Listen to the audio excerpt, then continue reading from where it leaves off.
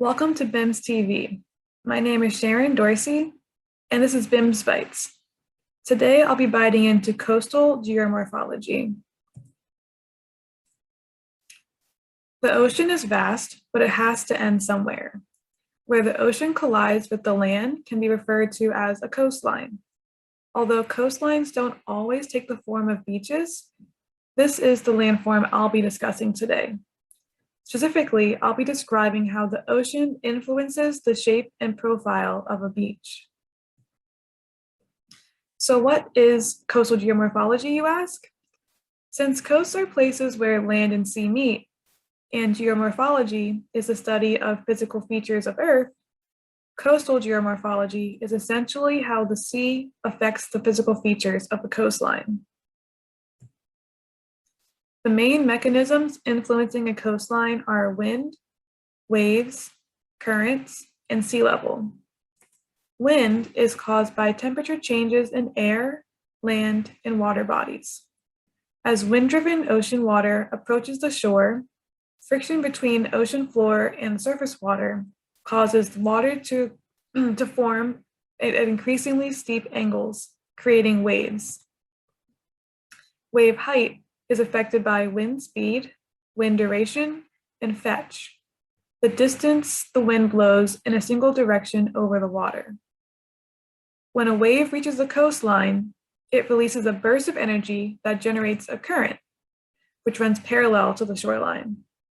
And lastly, sea level, which has been rising for decades, can literally flood coastal lands and result in drastic landscape changes. Another key factor along coastlines are the tides. Tides are the alternating rise and fall of sea level, occurring usually twice each day. They are timed based on the position of the moon around the Earth. The changes in sea level at the coastline are even more extreme during a new or full moon. Tides don't necessarily contribute to drastic changes in geomorphology of a beach, but I do want to mention them as they are a key part of a beach's profile.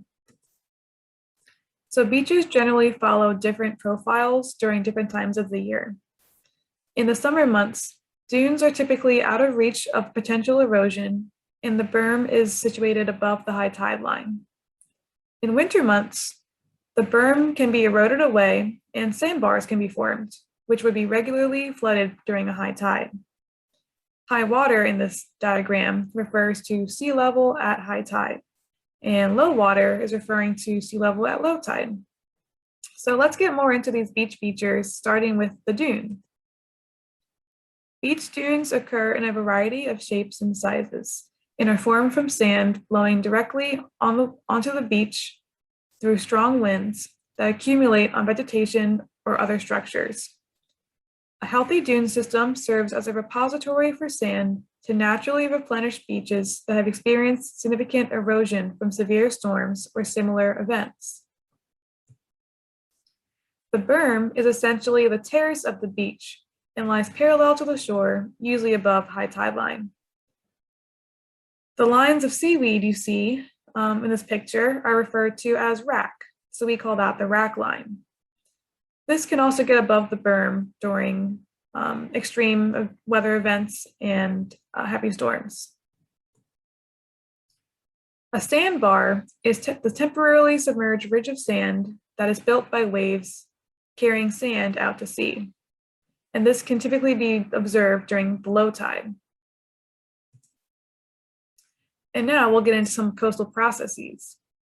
I already mentioned beach erosion, which is the gradual wearing away of the shoreline, usually beginning with the berm.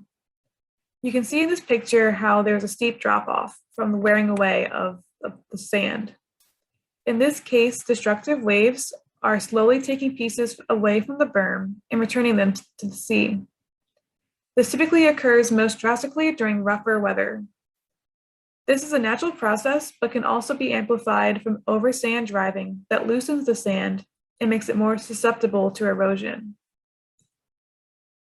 Alternatively, constructive waves deposit sand from the seafloor onto land. Sometimes, based on the direction of the currents, the sediment deposits can accumulate in one direction, almost stretching the end of an island even longer in a process called longshore drift. In the most extreme cases of sediment deposition, landforms called spits are formed from this process. Spits like this are highly susceptible to flooding and sea level rise. Let me show you a real-world example of how the strength of the ocean waters can alter a landscape. This is a segment of a New York barrier island in 2010. A barrier island is a narrow strip of land that is offshore of the mainland and serves as a protective landform against hurricanes and heavy storms. This island is about 2 kilometers wide from ocean to bay within this stretch. This is that same island after strong waves from Hurricane Sandy in 2012 broke through and created a hole in the island, which is called an inlet. Here, ocean water mixes with bay water on the north side of the island, and water flows freely between the 2 ends of the land. The hurricane also created a system of tidal flats that serve as foraging grounds for a number of shorebird species in the area. As time passes, the separation between the land masses become more extreme, and sand is being deposited on the north side of the western end of the inlet. The tidal flats are still present, but are becoming more flooded with increased sea level. And now, 8 years after Hurricane Sandy, we see that the sediment has been deposited on the eastern side of the inlet as well. There is now a much smaller gap between the 2 ends of the island. In time, there's definitely a good chance that enough sediment will accumulate to close the hole. And that's just a quick look into coastal geomorphology. Feel free to email me at sharonsd@vt.edu or interact with me on Twitter or Instagram via my handle @SharonNature. Thanks for tuning in. For more content like this and to hear more work from amazing Black scientists, please follow, like, and subscribe to all of Black and Marine Sciences pages.